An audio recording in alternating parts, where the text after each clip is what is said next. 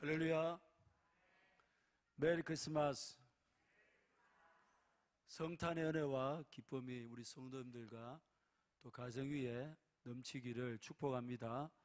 옆에 분들과 다시 한번 인사합니다. 메리 크리스마스. 한 도장을 새기는 그 집에 한 손님이 방문을 했습니다. 사장님, 도장 하나 새기는데 얼마입니까? 예, 5,000원입니다. 아마 옛날 이야기 같아요. 그러면 한문이나 한글이나 가격이 똑같습니까? 물론 똑같습니다.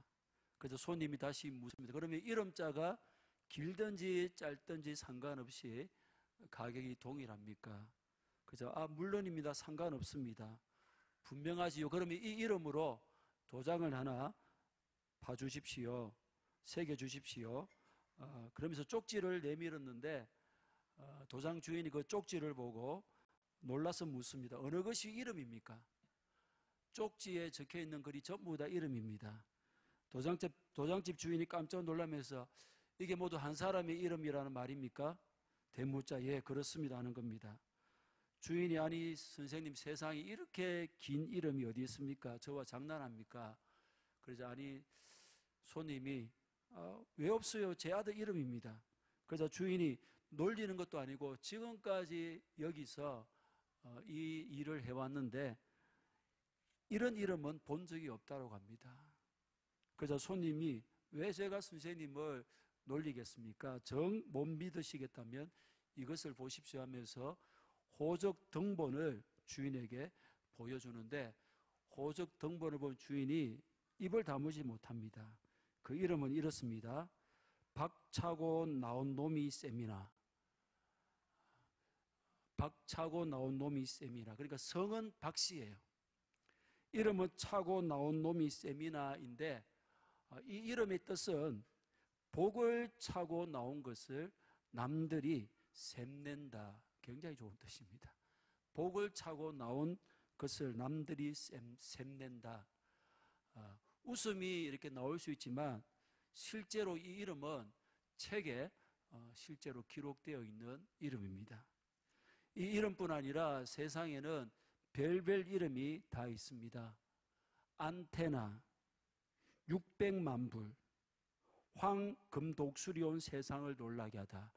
이게 이름이에요. 안변태, 방귀녀, 인분, 강간범, 김샌다, 이런 매우 기이하고 이름들이 다채롭습니다. 지금까지 이름이 가장 긴 사람으로 알려져 있는 사람이 있는데 누굽니까? 일반적으로 피카소라고 그렇게 전해집니다. 그의 풀네임은 다음과 같습니다. 너무 길어서 그냥 자막으로만 보십시오. 여러분 한번 생각해 보십시오. 왜 이렇게도 부르기 힘든 긴 이름을, 또 듣기에 따라서는 너무 웃기는, 또 놀림감이 될 수밖에 없는 이 이름들을 굳이 고집하면서 그렇게 붙인 것입니까? 이름은 단순한 호칭이 아니기 때문입니다. 이름에는 그 이름을 지은 사람의 그 기대감, 곧 바람이 거기에 담겨 있습니다. 이름은 그 사람의 인격, 그 사람의 전 존재를 포함하기도 합니다. 여러분, 아무개 이름을 여러분에게 아는 사람의 이름을 대면 여러분은 그 이름을 듣고 그 사람의 모든 것을 떠올리지 않습니까? 그 이름이라는 것이 바로 그런 엄청난 포괄적인 의미를 가지고 있다는 겁니다. 누구 하면 그 사람이 이런 사람이다. 그 사람의 성격은 이렇고 그 사람의 삶은 어떻고 금방 그리 떠올리지 않습니까? 그 이름이라는 것은 그 사람 자체를 다 포괄한다는 것입니다. 그래서인지 성경에는 이름을 바꿈으로 그의 생애를 바꾼 이야기가 여러 차례 나옵니다. 창세기 17장에 하나님께서 아브라함의 이름을 아브라함으로 바꿉니다. 아브라함은 존경받는 아버지라는 뜻입니다. 근데 아브라함은 열국의 아버지라는 뜻입니다. 그리고 아브라함의 아내 사레도 그 사레에서 이름을 사라로 그렇게 새 이름을 주십니다. 사레는 나의 여주인이란 뜻이에요. 사라는 모두의 여주인, 곧 열국의 어머니라는 뜻을 가집니다. 하나님은 이 이름의 뜻대로 아브라함과 사라를 결국 열국의 아버지, 열국의 어머니 되게 하셨습니다. 또 하나님은 야곱의 이름도 바꾸어 주십니다. 야곱, 속이는 자라는 이름의 뜻대로 인간적인 수단과 방법을 총동원해서 자기의 유익을 위해서 복받기 위해서 치열하게 살아가다가 형 에서와의 대면을 앞두고 야복강에서 야곱은 자포자기했습니다.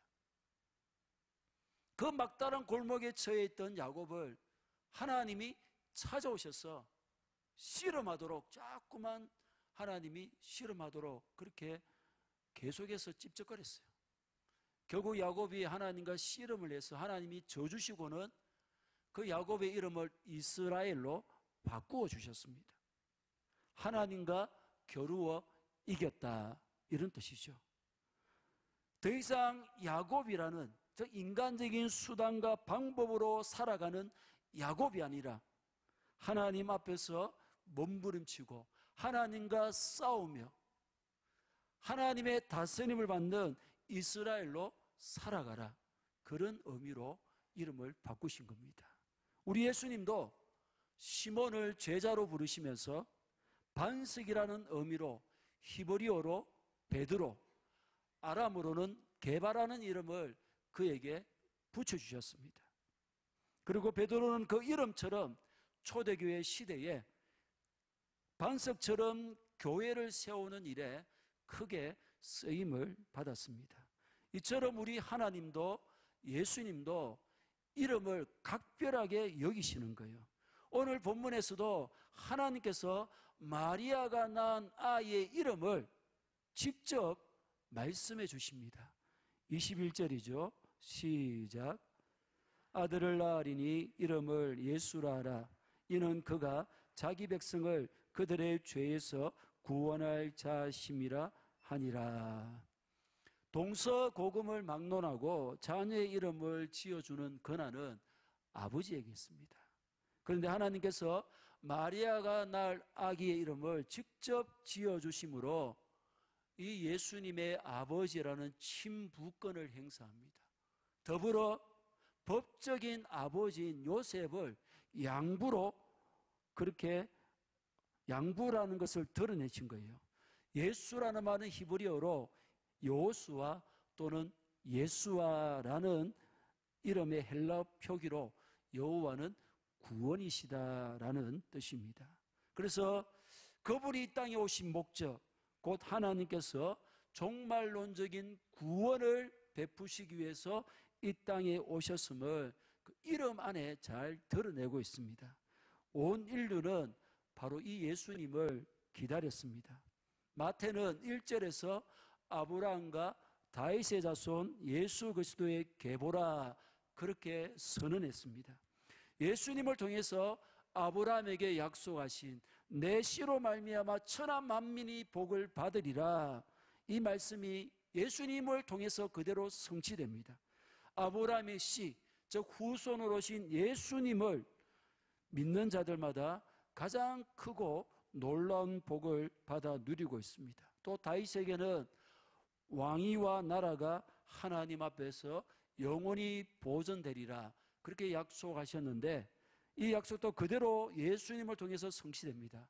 예수님은 영원한 왕이 되셔서 우리를 다스리시고 그의 나라는 영원 무궁합니다. 그러므로 이어지는 구약의 인물들, 구약의 족보는 모두 다 예수 그리스도를 바라보고 있고 예수 그리스도를 향하고 있습니다.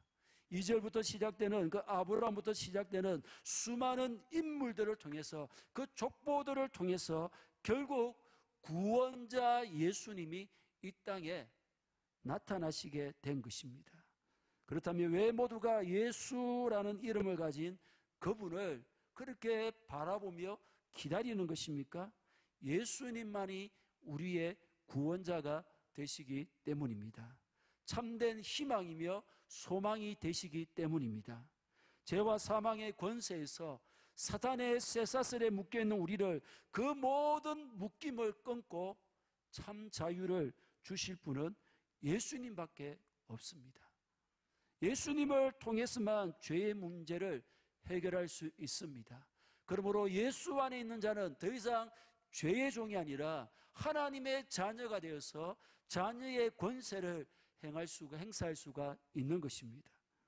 성경을 보면 예수님을 만난 사람은 언제나 희망을 발견합니다. 눈먼 소경도 예수님을 통해서 구원의 은혜를 누립니다. 어느 누구도 고칠 수 없었던 자신의 눈을 고치심으로 예수님이 진정 그의 빛이 되셨습니다. 예수님은 그를 고치시면서 내가 세상에 있는 동안 세상의 빛이로다 말씀하셨습니다. 단지 그 소경뿐이겠습니까? 중풍병자도 저는 자도 죽은 자도 딸도 종도 그가 누가 되었든 어떤 아픔이나 문제를 가졌든지 모두 예수님을 통해서 빛 가운데로 나아갈 수가 있었습니다. 놀라운 구원을 받았습니다. 하지만 예수님 없는 인생은 절망적일 뿐입니다. 비참합니다. 아무리 애를 쏘고 노력해도 구원이 없기 때문입니다. 그런데도 세상 사람들은 이 세상 속에서 반드시 희망이 있을 것이라고 기대하며 살아갑니다. 구원을 갈망합니다. 그런데 인생의 실상은 어떠합니까? 인생은 살아가면 살아갈수록 더 큰 절망으로 우리를 몰아넣을 뿐입니다. 인생을 살면서 기대를 가지고 대학에 들어가고 또 기대를 가지고 취업을 합니다. 설레는 마음으로 좋은 배우자를 만나면 빛날 것 같지만 행복할 것 같지만 지나고 나면 그 모든 것이 결코 희망적이지 않다는 것을 알게 됩니다. 우리 안에 구원이 없음을 절감하는 것입니다. 그렇게 어쩌면 우리의 인생은 고통, 절망, 실패의 끝이 기다린다는 것을 배우는 훈련장입니다. 인생 살아보니 별것 아니구나. 부자든 가난하든 권력자든 평민이든 구원 없는 것은, 희망 없는 것은 다를 바가 없구나를 깨닫는 시간일 뿐이라는 겁니다. 그러므로 복된 인생은 절대적인 구원이 되시는 그리스도를 만나는 것 뿐입니다. 예수님을 만난 성도는 마땅히 절망을 이기고 희망의 기쁨을 가지고 살아갈 수 있습니다. 복음 그 자체 되시는 예수님은 구원을 주시는 분이고 현실의 절망을 이기게 만들고 그 절망 가운데 희망의 빛을 비추어 주시는 분이십니다.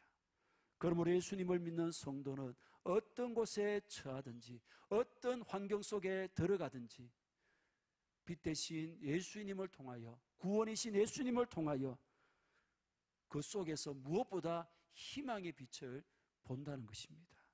사랑하는 여러분, 우리가 성탄절을 기다려온 이유가 어디에 있습니까? 성탄절을 여러분 기다렸습니까? 기다렸습니까? 왜 기다렸습니까? 하루 쉬는 날이기 때문입니까? 세상 사람들처럼 먹고 마시고 밤을 새우며 흥청망청 놀기 위해습니까? 축제를 하고 파티를 열기 위해습니까? 아닙니다. 구원이라는 이름을 가진 예수님이 이 땅에 오셨기 때문입니다. 그분이 오시지 않았다면 우리에게 성탄절은 없습니다. 더불어 구원도 없고 희망도 없습니다. 앞서도 언급했듯이 예수님이 오시기까지 수많은 사람들의 연결이 있었습니다. 아브라함으로 시작되는 족보에 등장하는 사람들의 희생이 있었고 헌신이 있었고 믿음과 결단이 있었습니다. 뿐만 아니라 예수님의 어머니 마리아와 아버지 되는 요셉의 아픔과 희생 또한 너무나 크고 놀라운 것입니다. 마리아에게 약혼한 처녀의 몸으로 아이를 잉태했다는 것은 씻을 수 없는 치욕일 수 있습니다. 사랑하는 정혼자 요셉의 오해를 받는 것은 물론이고 율법으로는 돌에 맞아 죽을 사형제에 해당됩니다. 그 조그만 시골 동네 사람들의 입방아에 끊임없이 오르내리는 것 또한 피할 길이 없습니다. 뿐만 아니라 자신의 배로 낳은 예수님이 하나님의 아들입니다. 구원자이십니다. 우리의 구원을 위해서 십자가에 달려 비참하게 죽어가게 되는데, 어머니로서 자신의 배로 낳은 예수님이 그렇게 비참하게 죽어가는 것을, 자기보다 먼저 죽음의 길을 가는 것을 지켜보아야 했던 것입니다. 누가복음 2장에 언급된 것처럼 칼로 가슴이 찔리는 것 같은 그런 아픔을 감내해내야 했던 것입니다. 마리아는 이 모든 것을 감내하면서 주의 여종이오니 말씀대로 이루어지이다 결단하며 순종했습니다. 우리에게 이토록 놀랍고 기쁜 성탄절이 될 수 있었던 것은 구원자이신 예수님을 성령으로 잉태한 그 마리아의 곤욕과 멸시와 크나큰 고뇌가 있었다는 것입니다. 그뿐 아니라 요셉의 고민 또한 적지 않음을 오늘 본문에서 확인합니다. 19절입니다. 시작.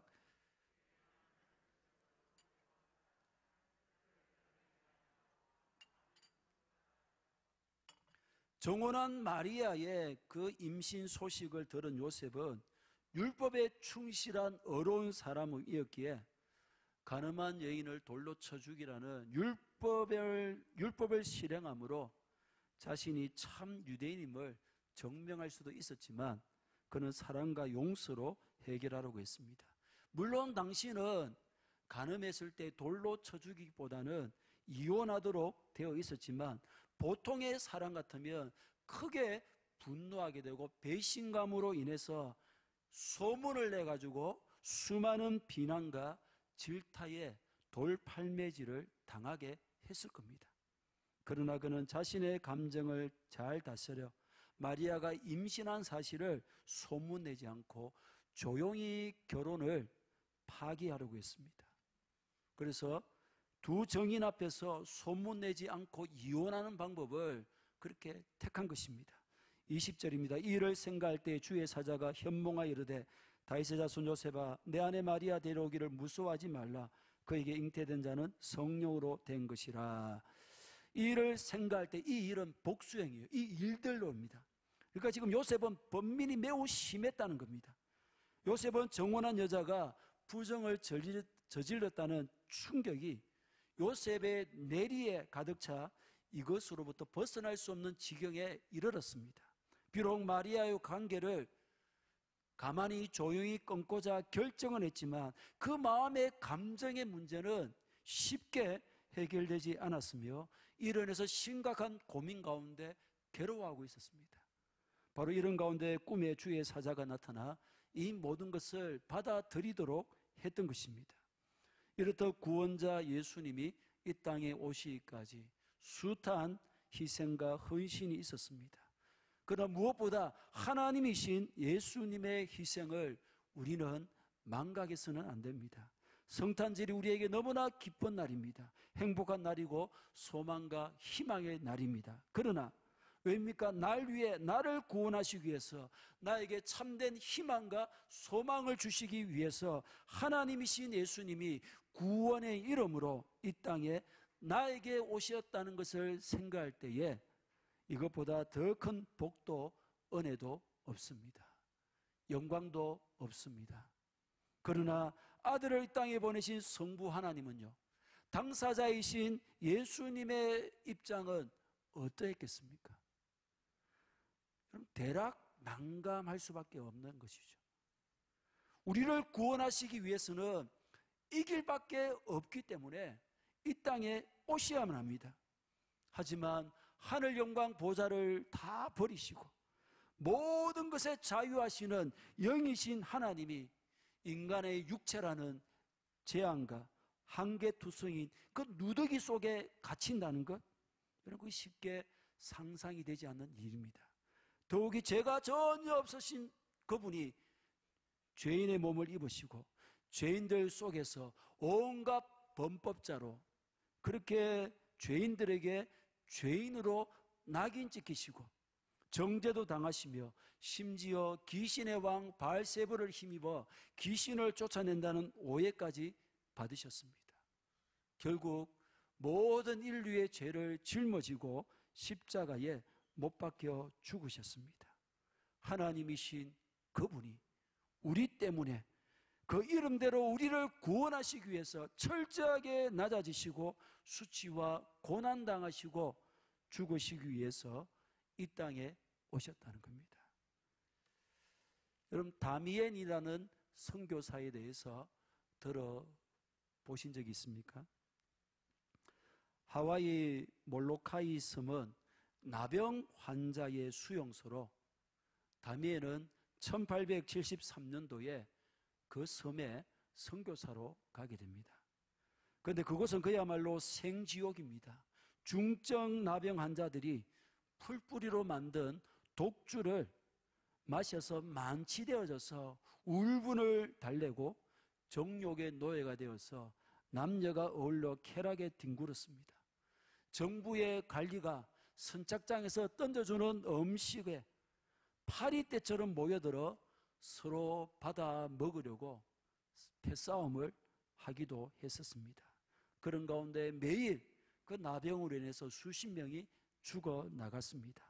이런 상황에서 다미엔은 열심히 복음을 전했는데 10년 동안 단 한 사람의 열매도 얻지를 못했습니다.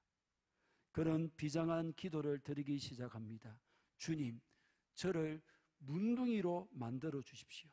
죄인을 구원하시기 위해서 죄인이 되셨던 예수님처럼 문둥이를 구하기 위해 저도 문둥이가 되기를 원합니다. 그 기도를 드린 지 얼마 후에 그는 선교 기금을 모금하기 위해서 친구와 만났는데 친구와 대화하던 중에 다미엘은 실수로 촛대에 손을 얹었고 당연히 촛불에 의해서 손이 타고 있었습니다. 그래서 살이 타는 냄새가 진동하는데 다미엘은 전혀 뜨거움을 느끼지를 못했고 이것을 보고 있던 친구는 충격을 받으면서 말합니다. 다미엘, 자네도 문둥이가 되었나 봐. 그 후로 몰로카이 섬에서는 놀란 역사가 일어나기 시작합니다.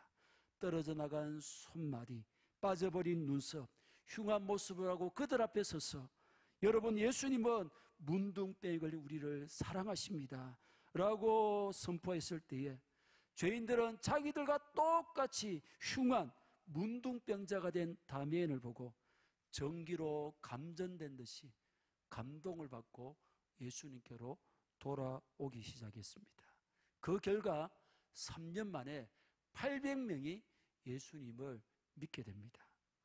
1973년 이 섬에 상륙한 다미엘 선교사는 1889년 49세의 나이로 세상을 떠날 때까지 하늘을 원망하며 인간을 저주하면서 살아가는 그 나병 환자들의 친구가 되어주었고 그들의 상처를 씻어주고 그들의 그 고름을 짜주면서 그들을 위로하고 그들을 위해 기도하고 복음을 전했습니다. 사랑하는 여러분, 구원자의 뜻을 가진 예수님이 육신을 입으신 것은 바로 이와 똑같습니다. 우리를 위해 우리로 주님을 스스럼 없이 친근히 대하도록 하기 위해 주님이 주시는 것을 스스럼 없이 잘 받아들이도록 하기 위해서 예수님은 우리와 똑같은 모습으로 우리의 육신을 입으시고 우리가 사는 죄악된 땅에 오신 것입니다. 예수님이 이렇게까지 하신 이유가 무엇입니까? 오로지 우리 때문입니다. 그렇습니다. 예수님은 우리를 위하여 우리와 똑같은 모습으로 이 땅에 오셨고 우리를 위해 십자가에 죽으심으로 진정한 우리의 구원자가 되셨습니다. 이 주님을 환영하며 믿을 뿐 아니라 우리 또한 나의 주님으로 그분을 진심으로 사랑하기를 간절히 축복합니다. 마리아가 낳은 아기에게 구원자 예수라는 이름 외에 또 하나의 이름이 주어졌는데 23절이죠. 시작. 보라, 처녀가 잉태하여 아들을 낳을 것이요 그의 이름은 임마누엘이라 하리라 하셨으니 이를 번역한즉 하나님이 우리와 함께 계시다 함이라.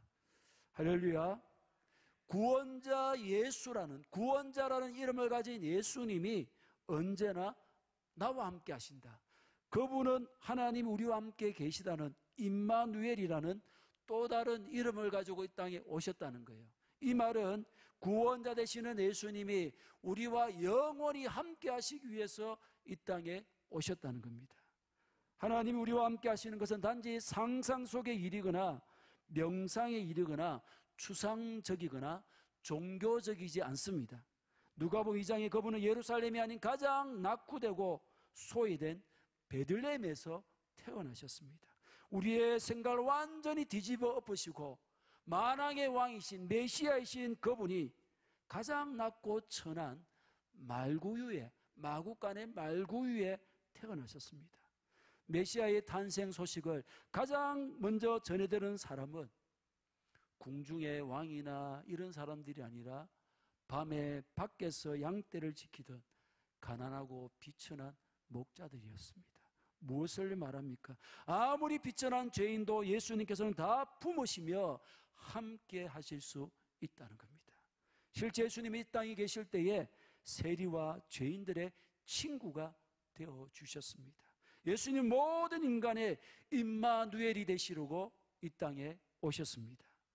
감히 나 같은 죄인과 함께 하시기 위해서, 나를 구원하시기 위해서 하늘 영광 보좌를 버리시고 이 땅에 오셨다는 겁니다.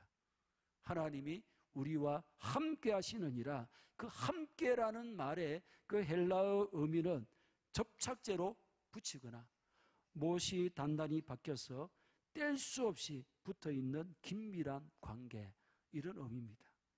그렇습니다. 예수님을 믿음으로 우리는 예수님과 떼려야 뗄 수 없는 관계가 되었습니다. 로마서 8장 39절 시작. 다른 어떤 피조물이라도 우리를 우리 주 그리스도 예수 안에 있는 하나님의 사랑에서 끊을 수 없으리라. 아멘. 사랑하는 여러분, 온 인류가 그토록 기다려온 예수님이 이 땅에 오셨습니다. 그 이름대로 우리를 구원하시기 위해서 하늘 영광 보좌를 버리시고 이 땅에 오신 것입니다. 누구든지 예수님을 믿으면 구원을 얻습니다. 어떤 절망과 어둠도 물러가며 희망의 빛 가운데로 나아갈 수가 있습니다.